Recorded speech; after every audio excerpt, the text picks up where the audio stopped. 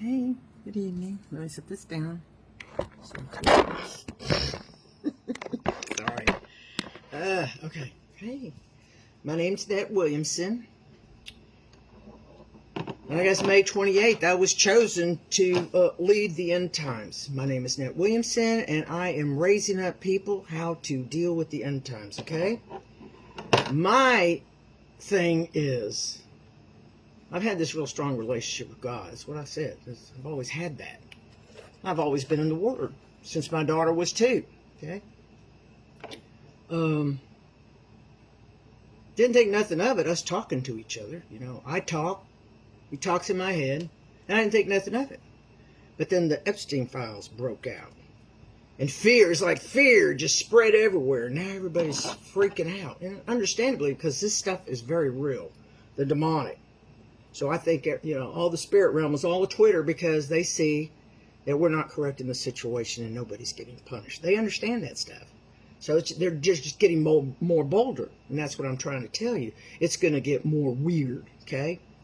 Don't be shocked about anything. Don't be expected, okay? We just got to get holy.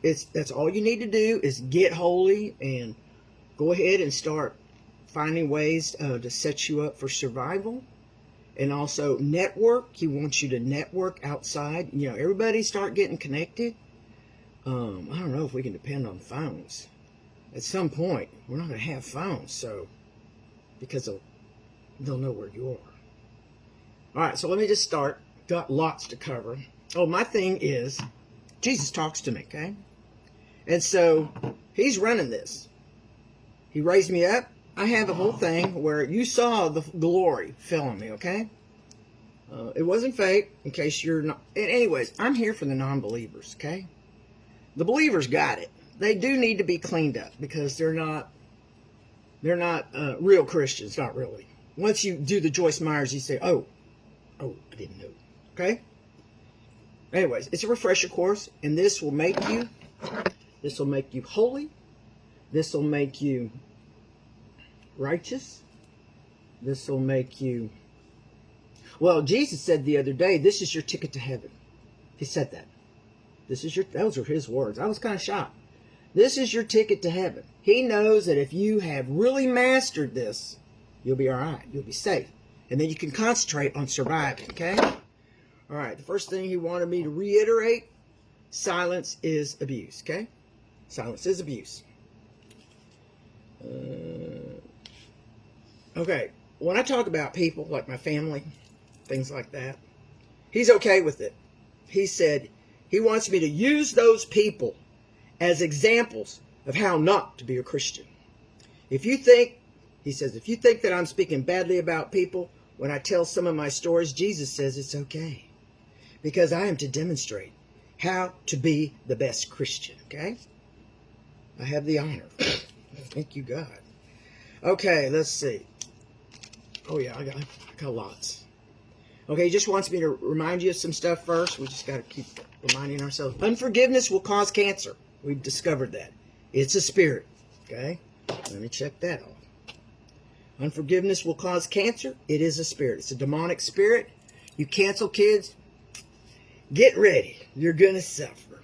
Unless you could just say you're sorry and, you know, pick up a phone. Come over with some flowers maybe, you know? Okay, he said, I'm here to get you out in one piece. And he said, you must learn the Father's ways, period. And that's why there's a lot of non-believers, either pending in purgatory or already in hell, okay? You must learn the Father's ways, okay? That's why so many wonderful, beautiful people are in hell, because they didn't know God's ways. I thought I knew God's ways, you know? So anyways, I think it was just for demonstration, but it's whatever. I don't care. I'm going to heaven, and I know for sure I'm going to heaven, okay? And I want you to feel very sure. Once you finish this, I guarantee you will be going to heaven, okay? You will go to hell if you don't learn God's ways. Boy, he's hammering it. If you are in a relationship or are married, You are not responsible for the other person's life or journey, okay?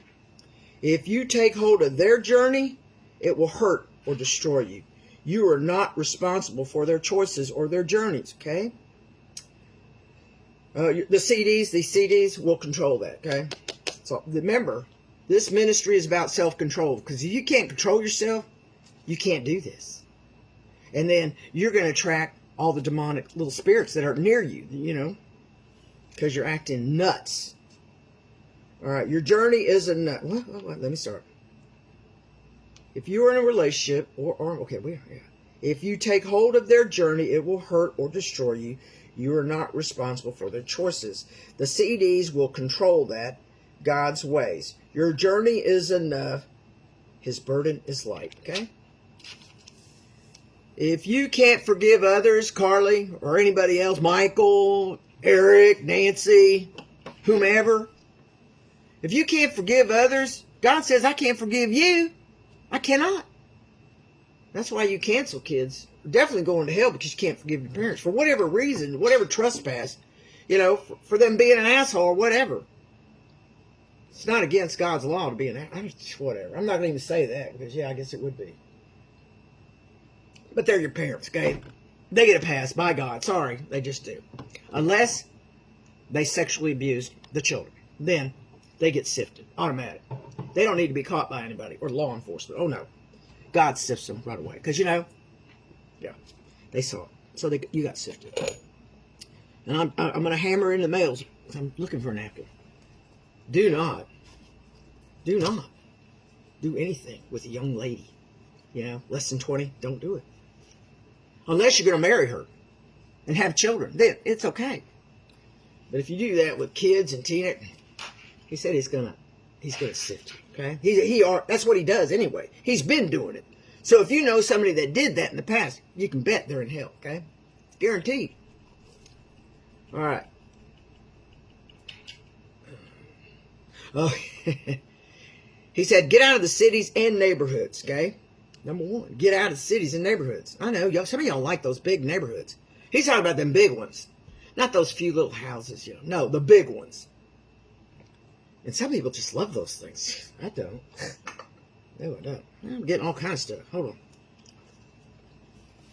I put lotion on it. I'm still kind of greasy. All right. Let's see. Oh, he said, everyone that did that EP file, you know, the people, celebrities, all that, he said they've all been sifted. Every time one of them dies, he wants us to celebrate, okay? We're to celebrate. All right, Psalm 77. We'll start there. There's more. I'm going to start, but I'm doing it. And there's a lot of Psalms, and then there's a lot of stuff he told me, and I write it down. And I'm not going to stop this until I'm finished. I mean, it's a lot. I'm going to do it all. A lot of stuff I wrote. I went through the shower. I got a lot, but just for a few minutes, I got pages, you know, and I got like more than an hour to do. So I'm going to work on that maybe tonight. Okay, 77. Let's get to 77. I cried out to God for help. I cried out to God to hear me. When I was in distress, I sought the Lord at night. I stretched out untiring hands, and I would not be comforted. I remembered you, God, and I groaned. I meditated, and my spirit grew faint. You kept my eyes from closing. I was too troubled to speak. I thought about the former days, the years of long ago, like for us, 70s, all the good times, 80s people, you know, the 90s, yeah. Man, it's going to be sad. And, you know, this earth is used up, okay? And then they've been doing all this junk, so we got to get out of here. That's all there is to it. And I'm here to get you out in one piece. I remembered you, God, and I groaned. I meditated. Let me just start over. I cried out to God. I cried out to God to hear me. When I was in distress, I sought the Lord. At night, I stretched untiring hands. I would not be comforted. I remembered you, God, and I groaned. I meditated, and my spirit grew faint. You kept my eyes from closing. I was too troubled to speak.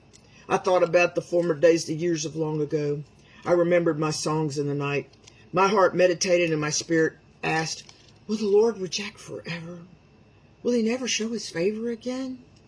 Has his unfailing love vanished forever? Has his promise failed for all time? Has God forgotten to be merciful? Has he in anger withheld compassion? Then I thought, to this I will appeal, the years when the Most High stretched out his right hand. I will remember the deeds of the Lord. This I will remember, the miracles of long ago. I will consider all your works and meditate on all your mighty deeds. Your ways, God, are holy. What God is as great as our God? You are the God who performs miracles. You display your powers among the people. With your mighty arm you redeem your people, the descendants of Jacob and Joseph. The waters saw you, God, the waters saw you and writhed. The very depths were convulsed. The clouds poured down water. The heavens resounded the thunder. Your arrows flashed back and forth.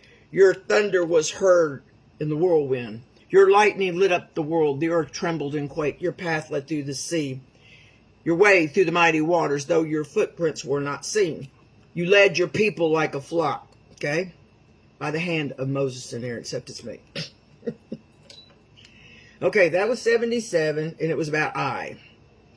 I will consider, I will remember the deeds. I will remember the miracles. I will consider your works. Yeah, how awesome he is. And his right hand is going to lift you up, okay? Take your grandbabies out and save them, okay? In the nick of time, if they are real Christians. You have to master it. I hope parents are already using this in their homes and explaining why it needs to be like that, so they'll understand. You just can't say no. You need to tell why. And give them a little story, and how ungodly it is, or how unholy it is, and how it doesn't please God, okay? Say stuff like that. It's not pleasing to God, okay? That's why we do it this way. We want to please God. We want to please God. Get it in there. Because that's how we get blessed. If you're not pleasing God, you're not going to get blessed. It's just going to be one nightmare after another, okay? When you behave and you're a real Christian, you'll have favor. I say it every day, don't I? What do I say? What do I say? No, that's something else. Can't believe I've already forgotten it after the makeup lies. That's all right. He wants me to focus on this. Okay, Psalm 78:7. Then they would put their trust in God. Okay, I'm going to go ahead and read 78. Let me just mark where I know I need to elaborate, as I guess. 18.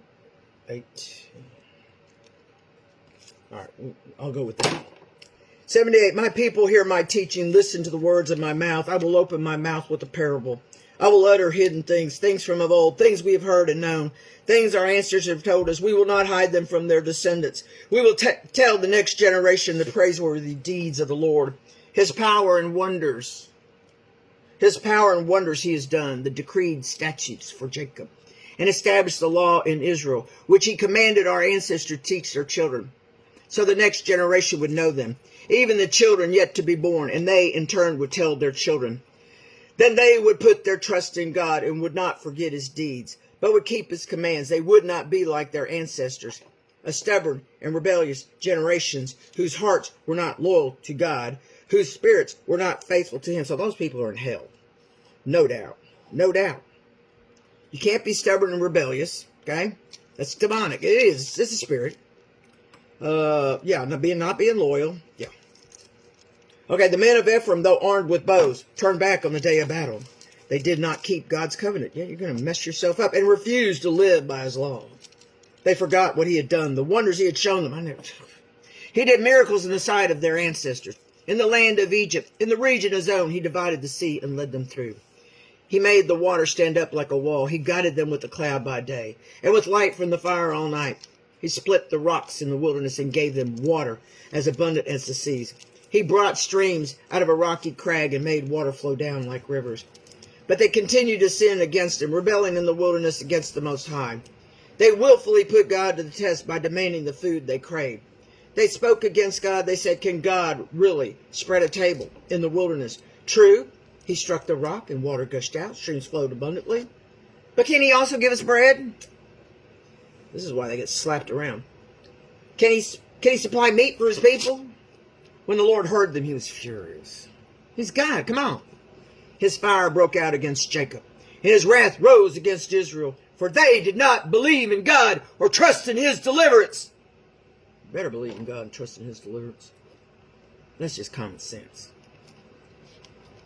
Yet he gave a command to the skies above and opened the doors of the heavens. He rained down manna for the people to eat. That's what he's going to do during that time. He can rain down birds, okay? Any kind of birds. It'll be meat, okay? I mean, in the Bible, he rained it so much, you couldn't even see the ground. It was covered with birds. He used the winds to knock them out of the sky and drop them on the ground. That's how he fed them when they were in a bad situation, okay? Remember these. They give you ideas all through here. He will do that. You know, especially if you cry out, we're starving for meat or something. Stuff will happen. It'll just happen. Something will happen. Maybe not a lot like that, but you'll have something to eat, okay? Always know that. He gave a command to the skies above and opened the doors of the heavens. He rained down manna for people to eat. That's the bread of angels, they say. He gave them the grain of heaven. Human beings ate the bread of angels. He sent them all the food they could eat. See, if you need food really bad, he'll provide it from the sky. He let loose the east wind from the heavens, and by his power made the south wind blow. He rained down meat on them like dust, birds like sand on the seashore. He made them come down inside their camp all around the tents. They ate till they were gorged. He had given them what they craved.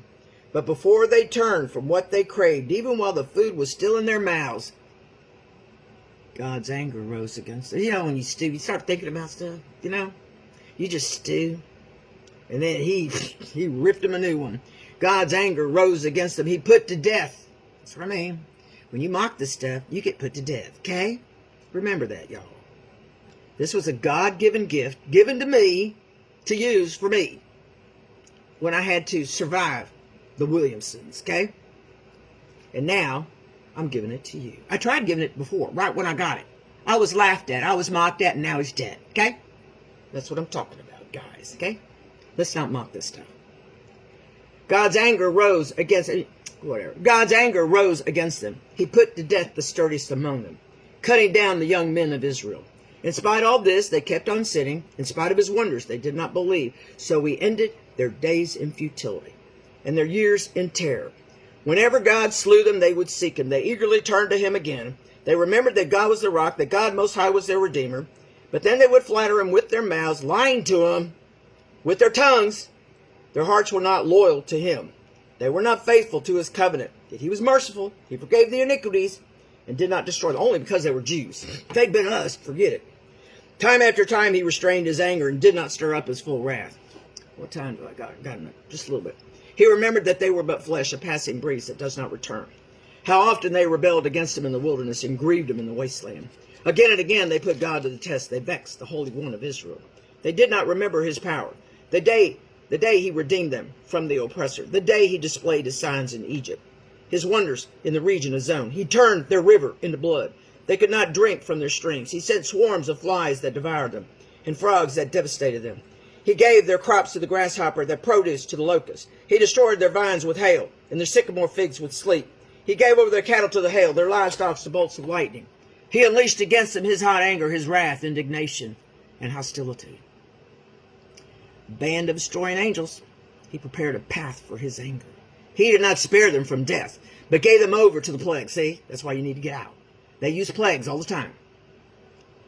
Yeah. So if you're a believer, get out of cities. Okay? Get out. I mean, he keeps bringing this up over and over. Get out. He struck down all the firstborn of Egypt, the first fruits of manhood in the tents of Ham. But he brought his people out like a flock. He led them like sheep through the wilderness. He guided them safely, so they were unafraid. But the sea engulfed their enemies. So he brought them to the border of his holy land, to the hill country his right hand had taken. He drove out nations before them and allotted their lands to them as an inheritance. He settled the tribes of Israel in their homes, but they put God to the test and rebelled against the Most. I'm just thinking, I think he's telling me, towards the end, have them dig big holes, okay? So, when you have to kill somebody, hurry up and bury them. Cover it, okay? He just gave me that. Start digging trenches somewheres on your property. Somewheres. Not in the front, towards the back. In case somebody enters and, the police, whatever, yeah. Looking for whomever, yeah. Put them somewheres. Bury them, okay? When they're doing the unthinkable to us. Christians. Okay? That's one thing you need to start preparing for. Oop, I better stop. I'll come back. We're going to reread that one. No, I'm not.